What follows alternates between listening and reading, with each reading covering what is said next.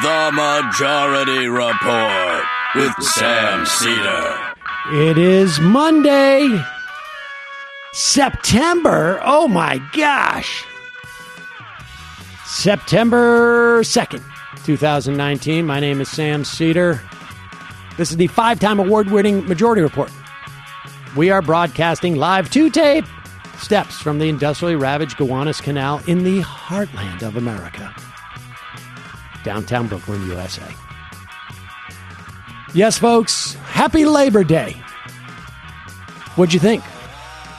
We were going to work on Labor Day? No. We're not any scabs around here. I'm management, and I'm not even coming into work. There you go. But, of course, to celebrate Labor Day, I have made everybody come in the office and post this, record this. In fact, Matt has created this entire introduction by piecing together different words I've said over the course of the past year, editing them so that they sound normal, and presenting the show. No, in fact, it is our special Labor Day episode. We repeat this every year now. It has become a tradition. We have a compilation of labor speeches and a little bit of music, labor songs, solidarity with the coal miners in Kentucky. If they're still going at it, we're recording this a week in advance before we go on our vacation. And solidarity with all the workers out there who hopefully will start to use their power by withholding their labor more. And so with that said, enjoy this compilation. We'll be back tomorrow. Thanks again to all our members who support us by going to jointhemajorityreport.com. You make this show possible day in, day out. Enjoy.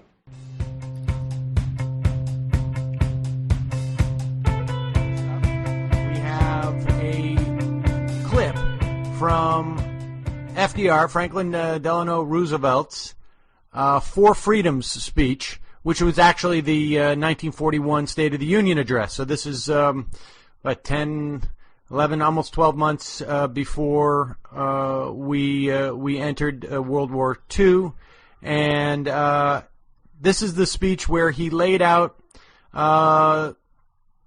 two, I guess, freedoms that go beyond the Constitution, and basically said that, we human beings have a right to economic security. And this is a fairly new theme at that point, and look where it got us, in a good place, until, of course, the right wing and the money in this country decided they had enough of that. But here's a clip from that speech now.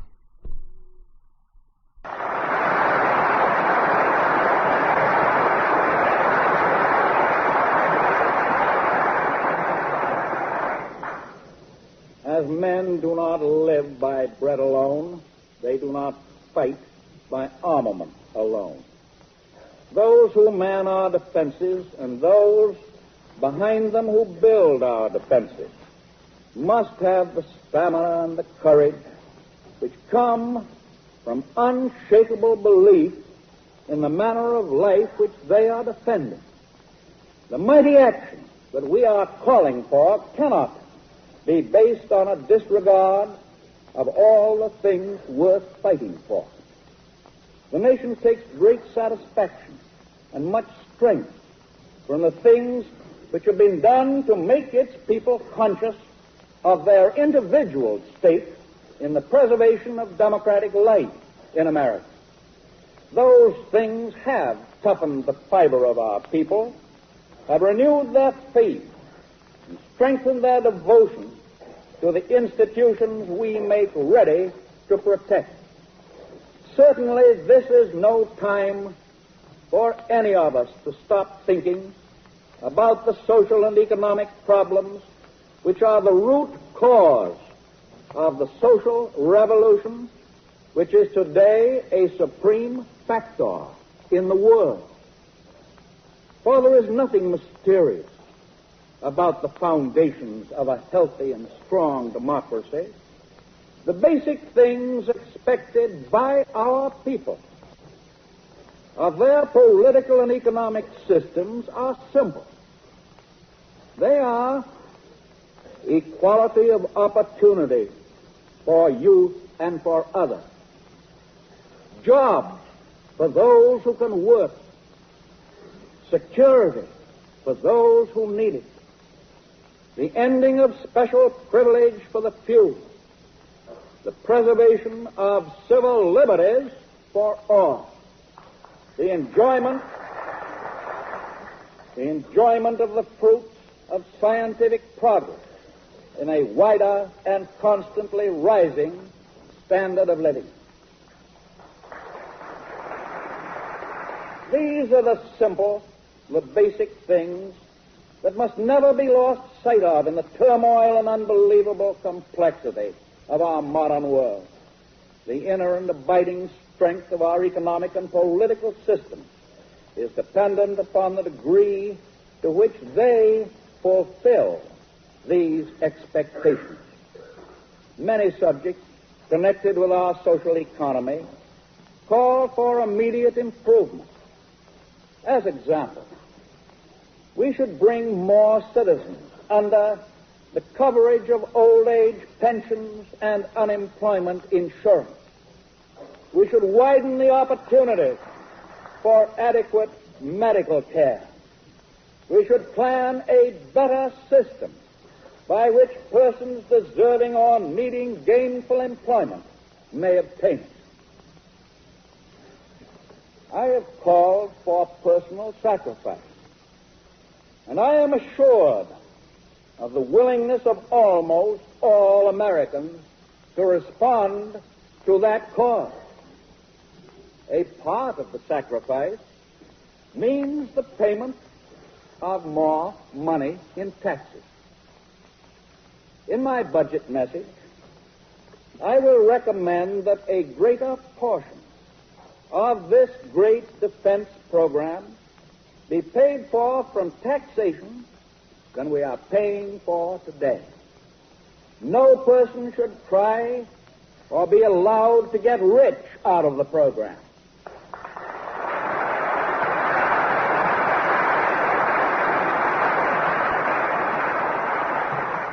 And the principle of tax payments, in accordance with ability to pay, should be constantly before our eyes to guide our legislation. If the Congress maintains these principles, the voters, putting patriotism ahead of pocketbooks, will give you their applause.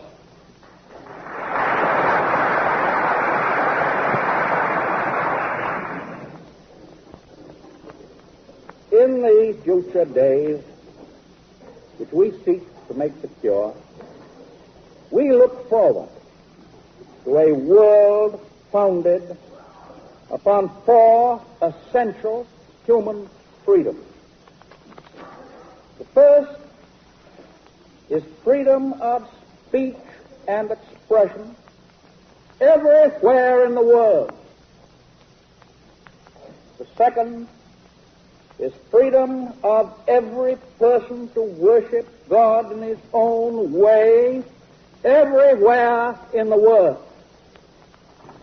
The third is freedom from want, which translated into world terms means economic understandings which will secure to every nation a healthy, peacetime life for its inhabitants everywhere in the world.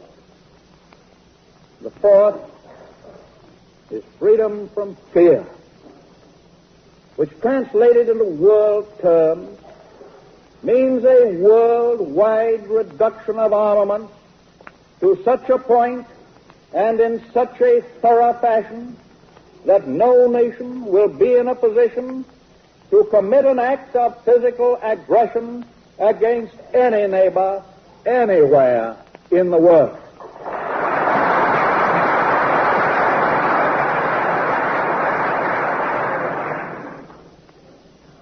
That is no vision of a distant millennium. It is a definite basis for a kind of world attainable in our own time and generation. That kind of world is the very antithesis of the so-called new order of tyranny which the dictators seek to create with the crash of a bomb. To that new order, we oppose the greater conception, the moral order. A good society is able to face schemes of world domination and foreign revolutions alike without fear.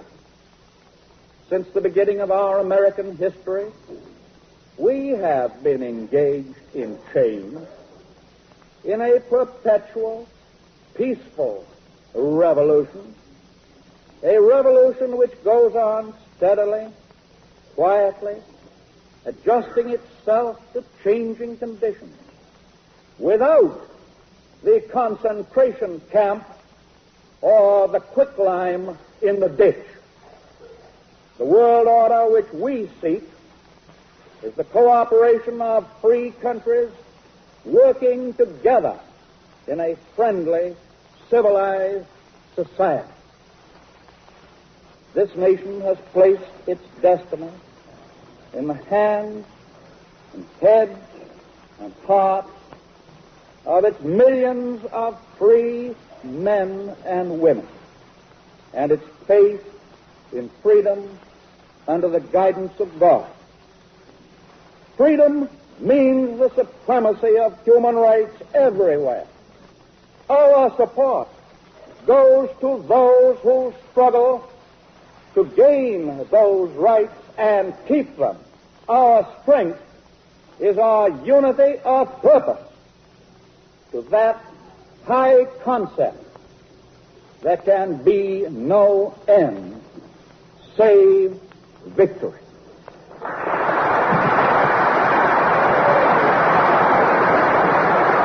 Okay, now this is a speech from John L. Lewis. He was the probably one of the most famous labor union leaders in this country ever. He was the head of the United Mine Workers for, gosh, I don't know, 20 some odd years, maybe more. And some of his best speeches, I think, come from the 30s, but I couldn't find one. I found this one from, I think it was late 1952. He is in Charleston, West Virginia, and he's endorsing Adlai Stevenson in his run for president. And but it's still a great Union speech, and you really get a sense of just how powerful a speaker this guy was. So here it is.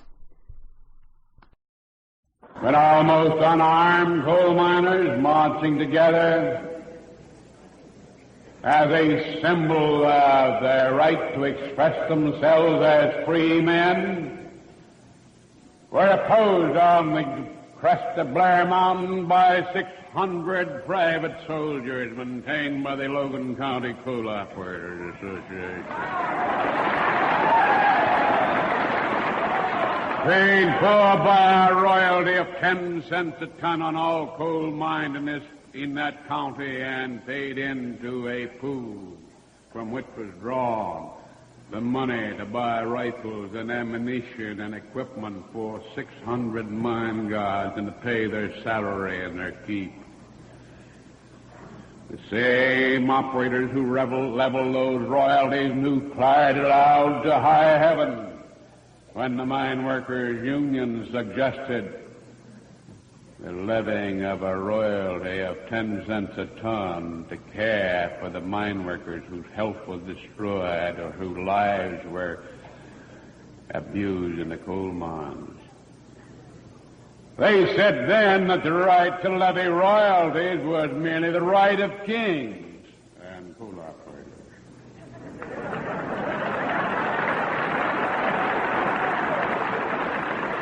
And we said it was also the right of coal miners, and we demonstrated that fact.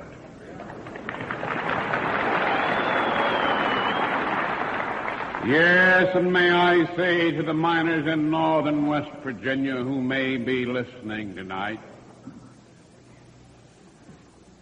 that I remember when 25,000 men in those northern coal fields were evicted from their homes by the Associated Coal Operators, chief of which was the Consolidation Coal Company.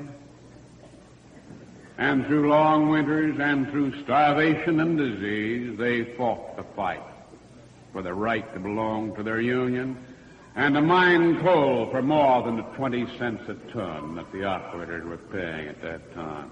20 cents a ton for mining a ton of coal underground. When there isn't a man within the sound of my voice or in the state of West Virginia who could pick up a ton of coal and move it 3 inches for 20 cents.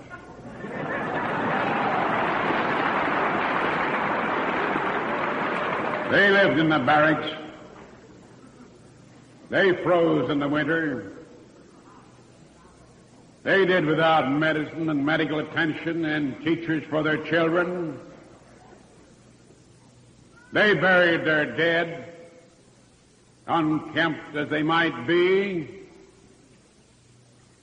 in order that mountaineers might be free, and in order that West Virginia and West Virginians might have a right to govern themselves and to select honorable men for public office. The same is true in the New River and the Winding Gulf. The same is true in all of the Pocahontas and the Tug River. The same is true in the Panhandle of West Virginia. The same is true on both banks of the Monongahela River. And today, more than 100,000 coal miners in this state and its several districts are working when they work under the rules of collective bargaining and under wages and working conditions that American citizens have a right to enjoy and which no other citizen should ask them not to pay. We intend to keep it that way.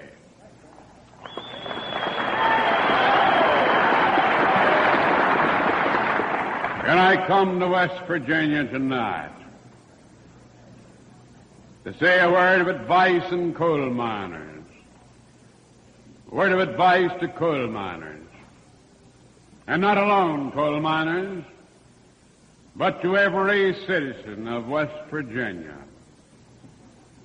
who believes in proper treatment of his fellow citizens, and who likewise wants to improve his profession or business by participation in the increased prosperity which comes to a community or a state when the people who work are properly compensated.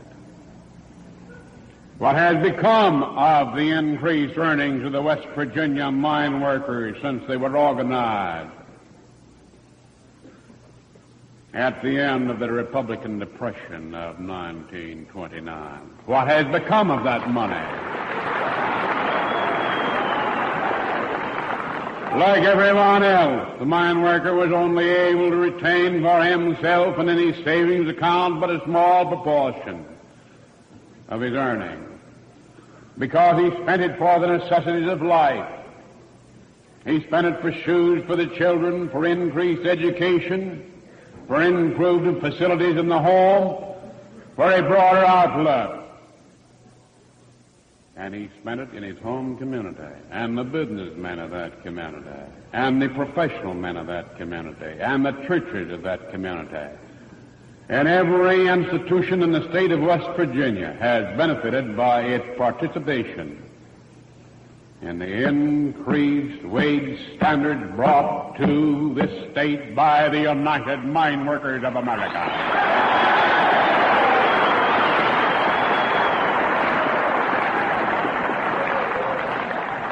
It isn't very long. It isn't very long. As a matter of fact, it's only 18 years since the wages in Logan County were $1.50 and $1.75 a day for a supposed 10-hour day, but which in reality was a clean-up day and more often 14 and 15 hours.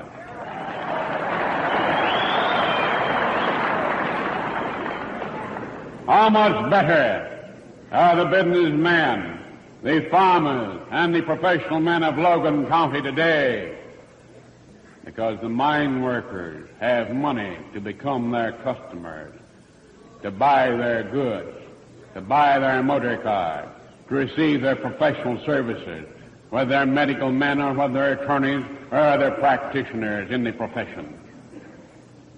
All of the citizens of West Virginia have shared in this improvement.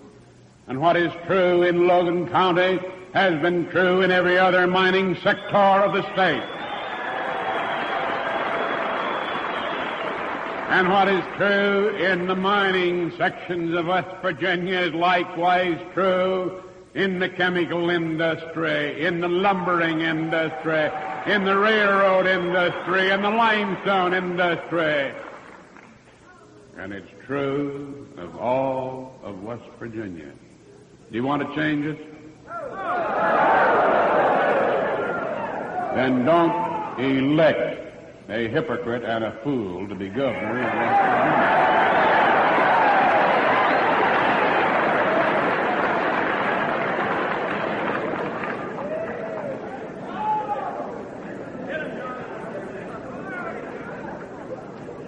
I have just come here from a great international convention of the United Mine Workers of America with delegates from its several local unions, which was in session in the Queen City of Cincinnati for about 8 days.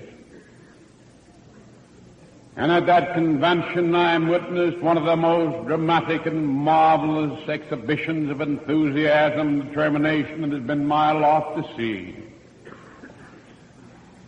2,805 elected delegates from the coal mines of this country, from the Cascade Mountains of Washington to the Warrior Field of Alabama, from the anthracite jurisdiction of Pennsylvania to the far-flung mines of New Mexico. And those 2,805 men, after due consideration, adopted a resolution by a rising, standing, unanimous vote to urge upon the mine workers of this country and all other members of organized labor that they refuse to take a professional soldier for President of the United States, but that they take a great humanitarian and public-spirited citizen in the person of Adlai E. Stevenson as a recommendation.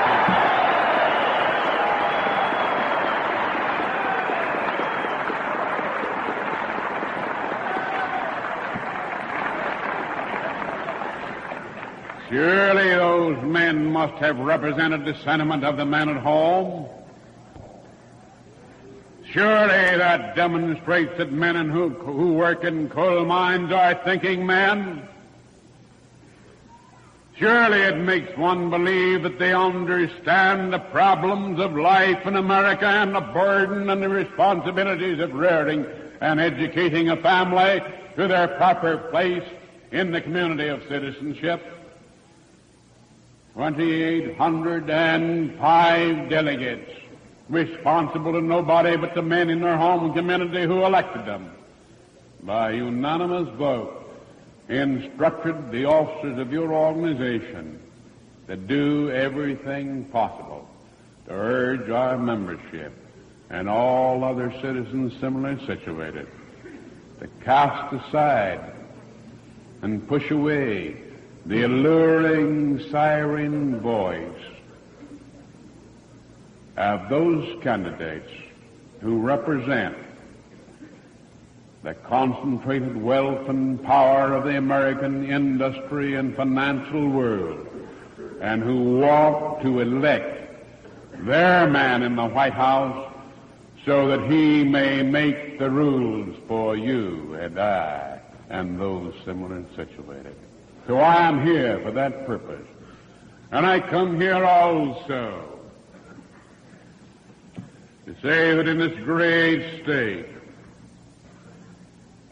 I would like to have you, if the miners of this state will take my counsel and advice, because they may believe to some degree in the responsibility of what I say, I would like to have the mine workers of this great state and other states not only vote for Honorable Adlai E. Stevenson for President of the United States, but vote for Bill Marlin as Governor of West Virginia and Harvey Kilgore as Senator.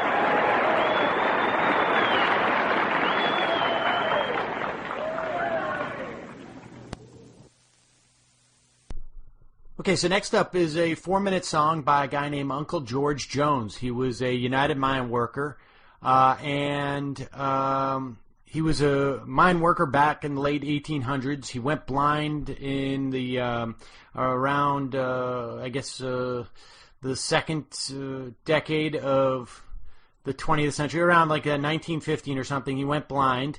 He was working in the Alabama mines, and he was singing essentially about the revival of the United Mine Workers, and as well as singing the praises of unions. He mentions John L. Lewis in this, and obviously Franklin Delano Roosevelt. So check it out, enjoy it, interesting song, and we still got more. In 1933, when Mr. Roosevelt took his seat, said to President John L. Lewis, "In union we must be. Come, let us work together as God to lead the plan. By this time another year we'll have the union back again. Hooray, hooray, for the union we must stand. It's the only organization protect the living man. Boys, it makes our women happy. Our children clap their hands. The city beefsteak and the good folks out steaming in those frying pans. And the President and John L. Lewis had signed a decree to call for Mitch and Rainey. Tower off was made to 3. Go down in Alabama, organize every living man. Spread the news all over the land, we got the union back again. Hooray, hooray, for the union we must stand. It's the only organization protect the living man. Boys, it makes our women happy. Our children clap their hands. To see the beefsteak and the good folks out steaming into the frying pan. There's one law President Roosevelt passed that made the operators mad. Give all the men the right to organize, join the union of their choice. When the President had passed the law, we all did shout for joy. When they said no operator shave a ball shouldn't bother the union boys. Hooray, hooray, for the union we must stand. It's the only organization protect the living man. Boys, it makes our women happy. Our children clap their hands. To see the beefsteak and the good folks out steaming in those frying pans. In 1932, we're sometimes sad and blue, traveling round from place to place, trying to find some work to do. If we're successful to find a job, the wages were so small. Scarce to live in the summertime, almost starve in the fall. Hooray, hooray, for the union we must stand. It's the only organization protect the living man. Boys, it makes our women happy. Our children clap their hands. To see the beefsteak and the good folks out steaming in those frying pans. Before we got our union back, it's very sad to say, old blue shirts and overalls were the topics of the day. They were so full of patches and so badly torn. Our wives had to sew for about an hour before they could be worn. Hooray, hooray, for the union we must stand. It's the only organization protect the living man, boys. It makes our women happy. Our children clap their hands. To see the beefsteak and the good pork chop steaming in the old frying pan.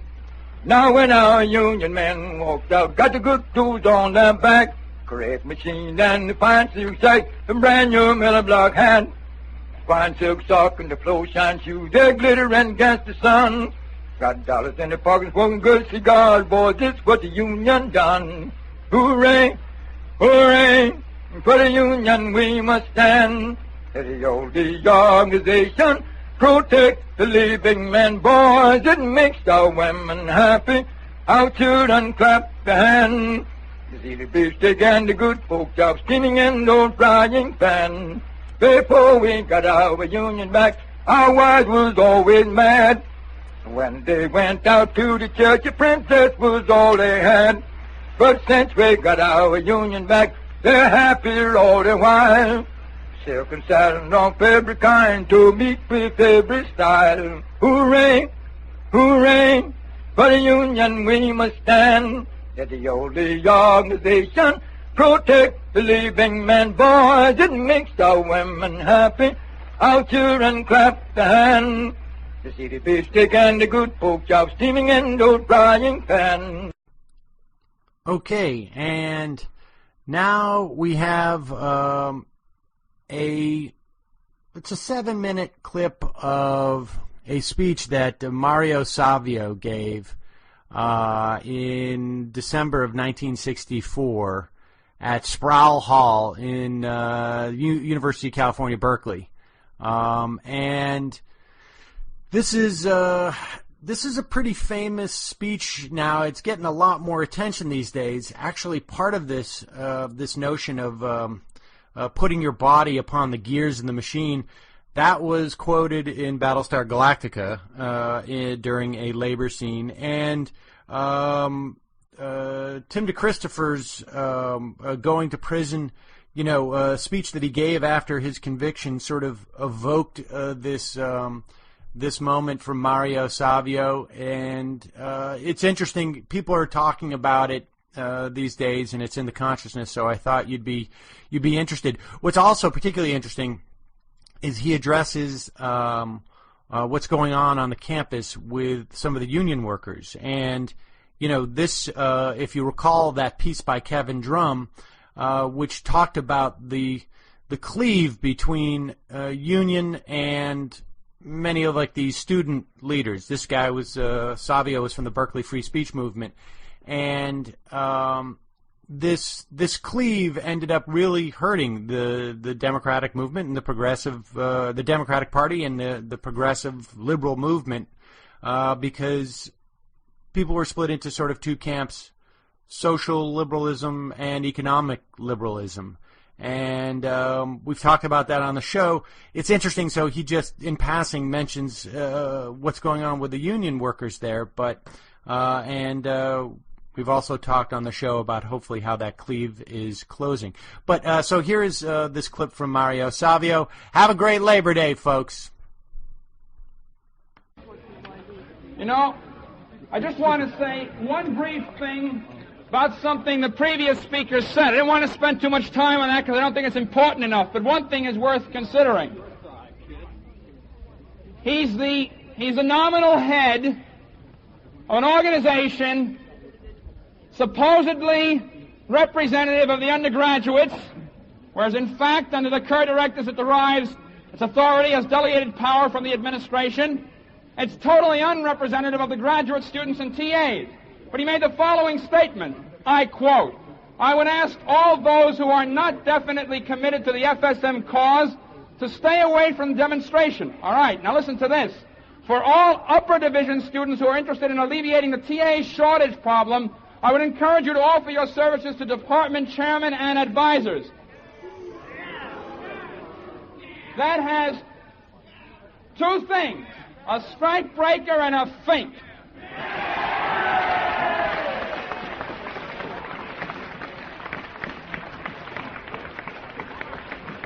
I'd like to say one other thing about a union problem.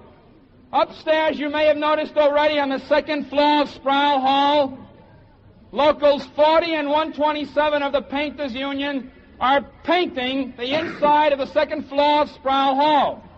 Now, apparently that action had been planned sometime in the past. I've tried to contact those unions, unfortunately, and tears my heart out. They're as bureaucratized as the administration. It's difficult to get through to anyone in authority there. Very sad. We're still making an attempt. Those people up there have no desire to interfere with what we're doing. I would ask that they be considered and that they not be heckled in any way. And I think that, while there's unfortunately no sense of solidarity at this point between unions and students, there at least need be no, excessively hard feelings between the two groups. Now, there are at least two ways in which sit-ins and civil disobedience and whatever, at least two major ways in which it can occur. One, when a law exists, is promulgated, which is totally unacceptable to people, and they violate it again and again and again till it's rescinded, repealed. All right. But there's another way. Sometimes the form of the law is such as to render impossible its effective violation as a method to have it repealed. Sometimes the grievances of people extend to more than just a law, extend to a whole mode of arbitrary power, a whole mode of arbitrary exercise of arbitrary power. And that's what we have here. We have an autocracy which runs this university. It's managed. We were told the following. If President Kerr actually tried to get something more liberal out of the regents in his telephone conversations, why didn't he make some public statement to that effect? And the answer we received from a well-meaning liberal was the following. He said, would you ever imagine the manager of a firm making a statement publicly in opposition to his board of directors? That's the answer. Well, I ask you to consider, if this is a firm, and if the Board of Regents are the Board of Directors, and if President Kerr, in fact, is the manager, and I tell you something, the faculty are a bunch of employees, and we're the raw materials. But we're a bunch of raw materials that don't mean to have any process upon us, don't mean to be made into any product, don't mean to end up being bought by some clients of the university, be they the government, be they industry, be they organized labor, be they anyone. We're human beings.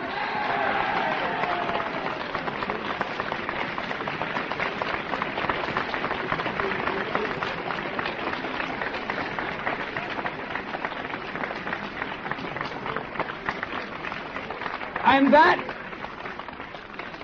brings me to the second mode of civil disobedience. There's a time when the operation of the machine becomes so odious, makes you so sick at heart, that you can't take part. You can't even passively take part. And you've got to put your bodies upon the gears and upon the wheels, upon the levers, upon all the apparatus, and you've got to make it stop. And you've got to indicate to the people who run it, to the people who own it, that unless you're free, the machine will be prevented from working at all.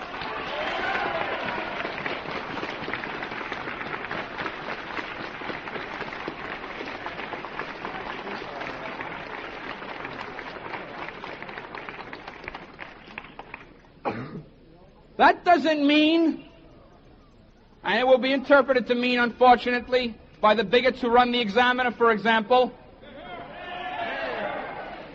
That doesn't mean that you have to break anything. 1,000 people sitting down someplace, not letting anybody buy, not letting anything happen, can stop any machine, including this machine, and it will stop. We're going to do the following. And the greater the number of people, the safer they'll be, and the more effective it will be. We're going, once again, to march up to the second floor of Sproul Hall. And we're going to conduct our lives for a while in the second floor of Sproul Hall. We'll show movies, for example. We tried to get Un Chant d'Amour. Unfortunately, that's tied up in the court because of a lot of squeamish moral mothers for a moral America and other people on the outside. The same people who get all their ideas out of the San Francisco Examiner. Sad. But Mr. Landau has gotten us some other films. Likewise, we'll do something which hasn't occurred at this university in a good long time. We're going to have real classes up there. There are going to be freedom schools conducted up there. We're going to have classes on the First and 14th Amendments.